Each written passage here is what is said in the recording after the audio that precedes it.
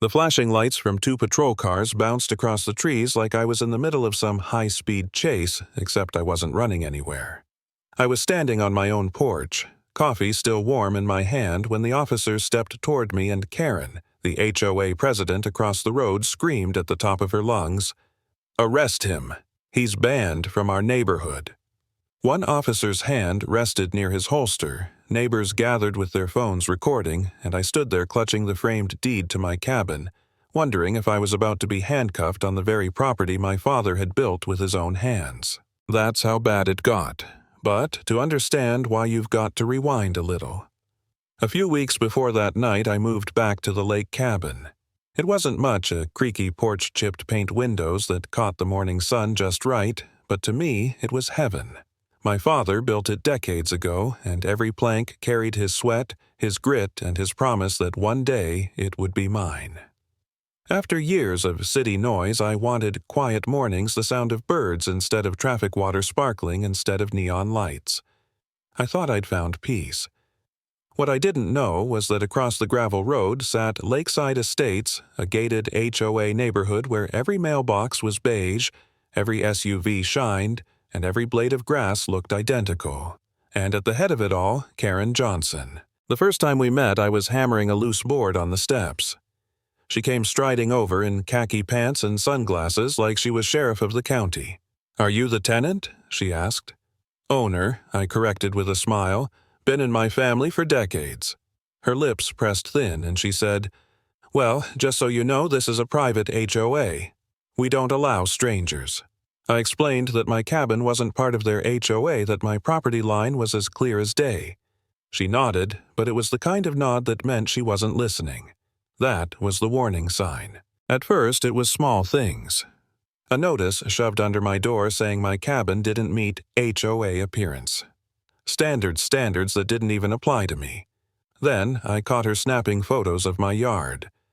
Later, a fisherman told me she asked if I was squatting. Cars slowed in front of my cabin neighbors, glaring like I was some outlaw.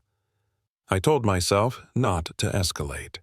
My father always said you can't fight fire with fire, but patience only stretches so far. The first 911 call came on a Saturday. I was grilling burgers on the porch when sirens screamed down the road.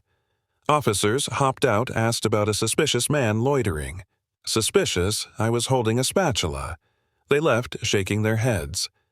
The second call accused me of breaking into a cabin. Embarrassed officers walked my yard, muttering that it was her again. But the third time, that's when things boiled over.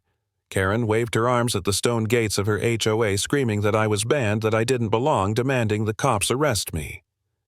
My chest tightened when one officer's hand hovered over his gun. Was this really happening? Was I about to be hauled away because a woman in neon pink jogging gear decided I was an intruder? And then a voice cut through the chaos. "That's enough, Karen." Everyone froze. It was David Harrison, one of the oldest residents in Lakeside Estates. A tall man with silver streaks in his hair, known for being the only one with the guts to challenge her. He told the officers, "This man owns his cabin fair and square. He's no intruder." For the first time, someone stood up for me. But Karen wasn't done. She jabbed her finger, yelling that people didn't feel safe with me here. The words stung.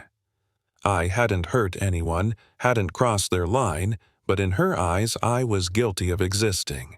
That night, sitting on my porch, I thought about giving up. I stared at the lake, at the reflection of moonlight on the water, and wondered if I'd made a mistake coming back. Maybe I should pack up Sel, leave her kingdom to rot. The thought twisted in my chest because this cabin wasn't just wood and nails. It was my father's dream. Walking away felt like betraying him. Still, I almost did. The turning point came when David knocked on my door with a folder of leaked HOA notes. Karen had proposed suing me for trespassing in spirit. She wanted to drag me into court not to win, but to drain me until I left. I showed the papers to a lawyer named Rebecca Hall, who laughed at the insanity of it, but warned me Karen didn't need to win in court. She just needed to break me. That was when something shifted in me. If I stayed quiet, I'd lose. If I fought back, maybe I could flip the story. So I set up cameras, saved every notice, every false complaint. But Karen escalated faster than I could prepare. One morning, I woke to see a red-lettered ban notice taped to my door signed with her name like it was official law. Later, I drove home to find giant words painted across the road. Outsider not welcome. It was psychological warfare, and it was working. That night, I sat awake, rifle leaning by the wall, hands shaking as I held a rock with a note tied to it, "Leave or else." That was the first time I truly felt fear. And yet, when fear pressed down hardest, I thought of my father's words, "Stand tall. Don't let them shrink you." So, when Karen staged a megaphone rally calling me a danger to the community, I stepped off my porch and said loud enough for everyone to hear, "I've never crossed into your HOA. I've respected your boundaries. Why are you dragging me into this circus?" Gasps spread through the crowd. Some of her followers lowered their heads, embarrassed. That tiny crack in her armor kept me going. But she wasn't finished. A week later, construction crews rolled up unloading cement blocks and steel fencing. Karen barked orders as they started building a wall across the access road, my only way to the cabin. Spray painted across it in dripping red. "Outsider, go home." I recorded everything, turned it over to the county. Rebecca filed for an injunction. The wall wasn't just harassment anymore, it was illegal. But the damage was already done. My peaceful retreat was now a battleground scarred with graffiti and barricades. Things hit a terrifying peak one night when engines roared into my driveway. Headlights cut across the yard, shadows stretching like monsters.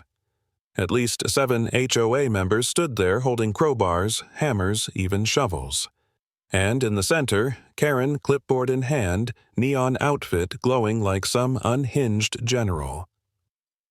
"This ends tonight," she screamed. "Either you leave or we tear this place down ourselves." My heart hammered in my chest, but I stepped onto the porch with my flashlight and my father's old rifle slung over my shoulder. "One more step, and you're trespassing," I warned. Karen's eyes burned. She snapped her fingers, sending 2 men toward the porch. My grip tightened. Then, Salvation red and blue lights lit up the night.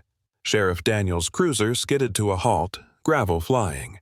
He stormed out, barking, "What the hell is going on here?" The mob scattered like scared birds. Karen tried to twist it, shrieking, "Sheriff, thank God he threatened us with a rifle." Daniels looked me dead in the eye. "That true, Michael?" I shook my head steady.